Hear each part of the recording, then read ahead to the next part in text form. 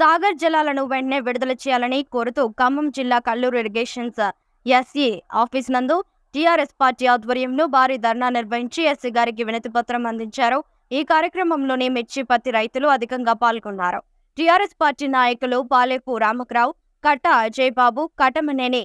వెంకటేశ్వరరావు, అంజయ్య, కురకపు ప్రసాద్, సూర్యనారాయణ మరియు రైతులు పాల్గొన్నారు.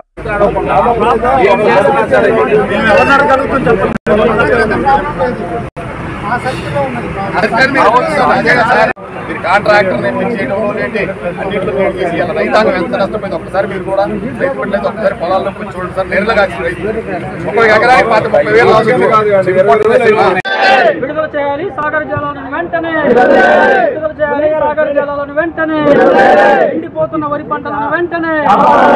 కాపాడాలి, ఎండిపోతున్న వరి పంటలను వెంటనే కాపాడాలి, ఎండిపోతున్న వరి పంటలను వెంటనే కాపాడాలి, ఎండిపోతున్న వరి పంటలను వెంటనే సాగర్ జలాలను వెంటనే,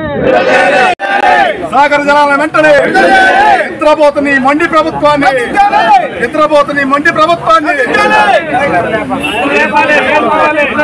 నిద్రపోతున్న ఈ మండి ప్రభుత్వాన్ని, నిద్రపోతున్న ఈ మండి ప్రభుత్వాన్ని, నష్టపోయిన రైతులను వెంటనే, నష్టపోయిన రైతులను వెంటనే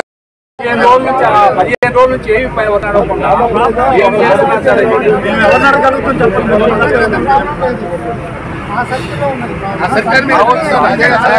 కాంట్రాక్టర్ అన్నింటిలో రైతాంగం ఎంత నష్టపోయింది ఒకసారి మీరు కూడా రైతు పట్లేదు ఒకసారి పొలాల్లో చూడండి సార్. నేరుగా ఒక ఎకరానికి 30,000 విడుదల చేయాలి సాగర్ జలాలను వెంటనే, విడుదల చేయాలి సాగర్ జలాలను వెంటనే,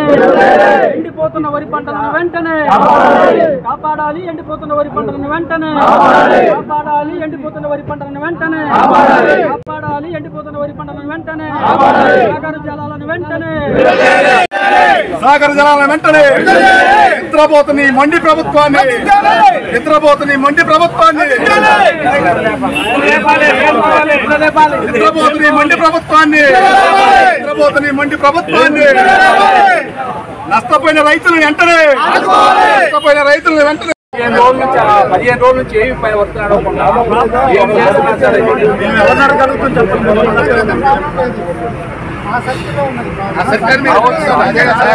కాంట్రాక్టర్ అన్నింటిలో రైతాంగం ఎంత నష్టపోయింది ఒకసారి మీరు కూడా రైతు పట్లేదు ఒకసారి పొలాల్లో చూడండి సార్. నేరుగా